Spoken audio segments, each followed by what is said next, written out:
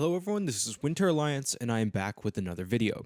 So I got a request to show everyone how I did the piano patch in my song Distance that's up on my SoundCloud as a free download right now. I'll put a link in the description for everyone. And that's what I'll be showing you guys how to make today in this video. And for all the other requests that I haven't gotten to yet with videos, don't worry, I'm still in the process of creating all those, so I'll have those videos for y'all pretty soon. And I do use a few rack extensions within this patch, but if you don't have the plugins, you can still make the same patch. You can choose whatever reverbs or EQs you want, but you have to have a radical piano in order to make this sound the way that I did. Okay, so first I'll show you the patch in the song, and then I'll show you it solo so you can kind of get an idea of what we'll be creating today. So this is the patch in the original song. This is just a clip from the intro, which sounds like this.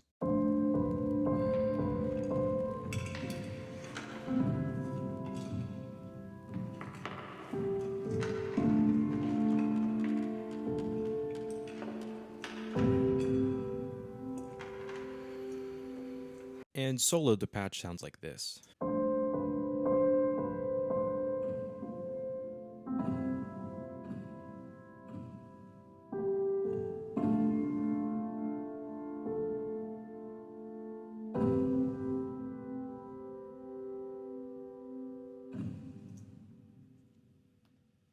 Alright, so that's the patch that we'll be making. It's a very mechanical sounding piano by itself, but with the ambient textures in the original song, it complements it in a nice way and kind of adds to the overall ambience and feel of the track. So that's why I chose to make it the way that I did. And it's also super easy to adjust on the radical piano, the amount of ambience or sort of mechanical sounds you have of the actual piano. So if you want to have more or less of that, it's really easy to change if you're kind of still going for a smooth piano sound. So what we've got here is a radical piano. So this is basically just like a really nice piano sampler that's got all sorts of really excellent sounding multi-layered patches, but allows you to really sculpt the sound quite a bit further than using just a traditional like NNXT patch or something. So what I got going on here is this microphone blend. The way this works is you can choose one piano here, choose another piano, and then make like a blend of the two. So the first one is this Deluxe Grand Jazz piano, which sounds like this. And this Deluxe Grand Ambience, which is just another type of microphone, I think, on the piano. So it sounds like this. So it's kind of like a room mic'd version of it. And I have a blend between the two at negative 30%, so more of this sort of present piano. And then that kind of gives us this sound right here. So it's still ambient, but also has a nice presence to it. And then the main character of the sound is created by the character knob, which is at -5. And what this does is adds more of a subdued sound to the piano. And it's definitely worth playing around with this because you can get really nice, either like really bright sounds or really dark sounds, which I quite like. So I have that at a -5, and then the volume at 70. Okay, so now moving down into the patch, the first thing I did was I took this velocity response in the high and turned it all the way down to 0, and that makes it being, whenever I play it on my MIDI controller, just to be able to play it softer without having to try as hard, just because I wanted a really soft sound of the piano. And then the next thing that I did was I turned this drift knob up to 11 cent, which is essentially like an LFO that's really slow on the pitch of the sound, which when turned all the way up would sound like this. But whenever that's just a little bit, it adds a real subtle modulation to the sound and kind of makes it sound like an older, slightly detuned piano without actually detuning it, so it still fits with all the synths and stuff in the track. Next thing that I got going on is the resonance. This level is at negative 6.6 decibels with the release time at 6%. So now let's go on to the envelope section.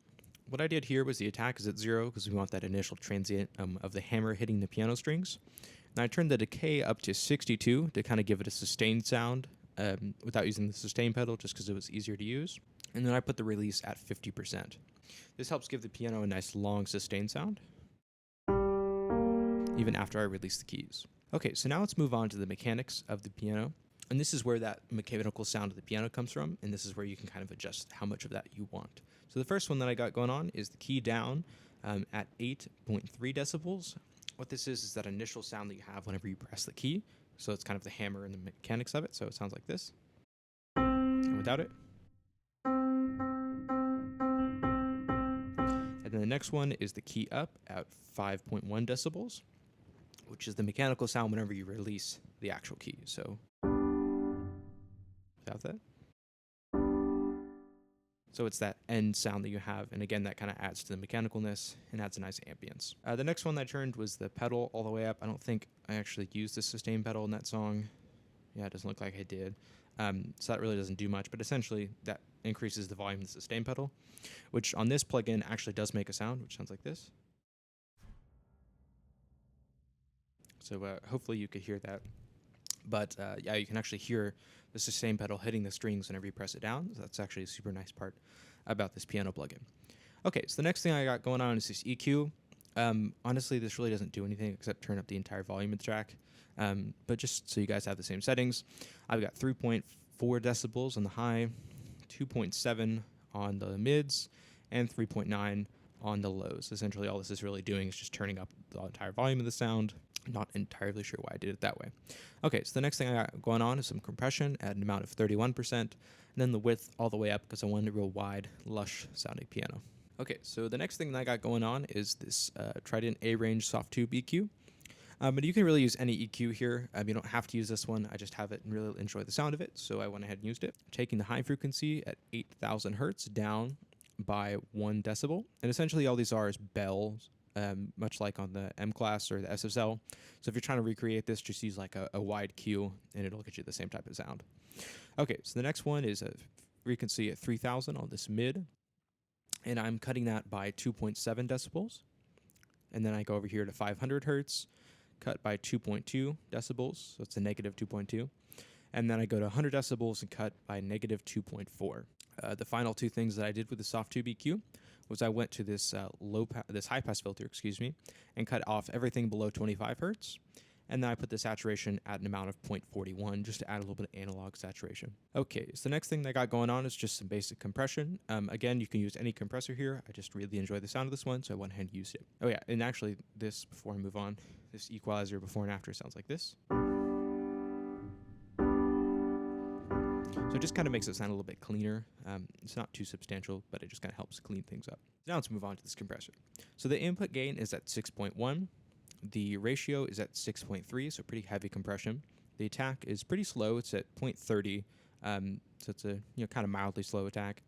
And then the release is at 0.68, so it's kind of a mildly fast release, so it kind of jumps back up after the compression happens. And the next thing that I have going on here is the output gain is at 4.3, and the parallel inject is at 50%. All this is really is a parallel compression, so you could even do this with the parallel channels inside of Reason. Just take the piano, right-click on it, create parallel channel, and then you could use the SSL compressor to do the same type of effect if you don't have this. And if you do have this plugin, you can go ahead and click on this Browse patch and pull in this piano presence. I think it's pretty much the same patch that I got going on here. I would think I just adjust the input-output gain to get the sound, but that'll help save some time. Okay, so before and after that compression sounds like this. That is clipping a little bit, but we'll fix that later on in the sound. Next thing I got going on is this Black Knight EQ. This is a little bit confusing to look at, but really all we got going on here is another low cut high pass filter of everything below 25 hertz. And then we have a 8 decibel cut with the Q at 3.08 at 470. So just cutting out some of those low mids. So it's a pretty decently thin Q, just to help it from getting too muddy sounding.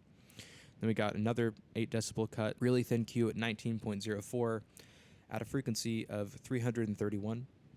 So again, those low frequencies that tend to kind of get out of hand. And then we have a wider Q at 3.51. Gain is at negative 2.5. And the frequency is at 2,000 hertz. And then the final thing that we got going on here is a cut of all the frequencies above 18,000 hertz. And that could just be adjusted by turning this knob right here. Okay, so the next thing that we got going on is an AudioMatic Retro Transformer. And if you don't have this plugin, you can go ahead and use a Scream 4 on tape distortion mode. It's a similar type of effect, but we're just using this hi-fi distortion, the transform all the way up and dry wet all the way up. This kind of just cuts out a lot of the mid frequencies and makes it sound more present. So without it, it would sound like this. And with it, it sounds like this.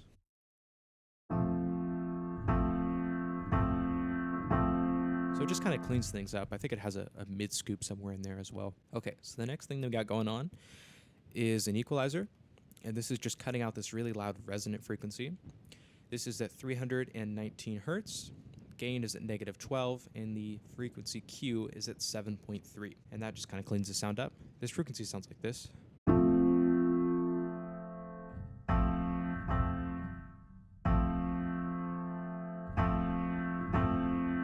And this was more of a later mix decision because this was building up within that track, so I decided to cut it so it sounded clean.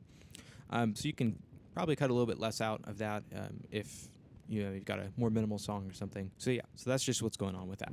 Okay, so now we got a reverb going. I used the Softube SAR1 reverb, the pre-delay at 10 milliseconds, the time at 5.5 milliseconds.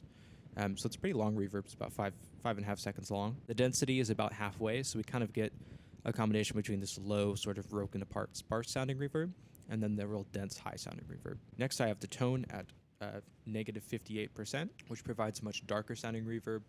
And then the high cut is at 10,000 hertz, just to let everything above that just be cut out. Next, we have the early reflections at large, with the amount at 39, diffusion at medium, and the modulation at random. So the final thing I got going on here is the dry wet is at 31%, just to add quite a bit of reverb to that sound. So with the reverb, it sounds like this.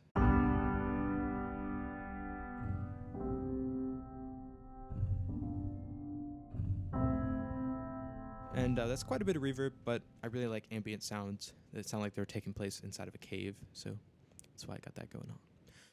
Okay, so the next thing that's happening with the sound is a compressor, and this is essentially acting as a distortion unit and then a little bit of compression after the reverb to kind of bring the tail of everything up, so it kind of gives it this pumping sound. So one of the characteristics of the Softube FET compressor is that whenever you overdrive sounds in and out of it, they distort in this really nice sounding way. You can also use the Softube saturation knob, which is a free rack extension, to get a similar type of effect. So this has an input gain of 14.5, an output gain of 16.2, a ratio of 1:1, because we're really just using this as a distortion, attack it fast, and release it fast. So it really isn't doing much except for kind of distorting the signal. So it sounds like this. You can kind of hear that crunch going on.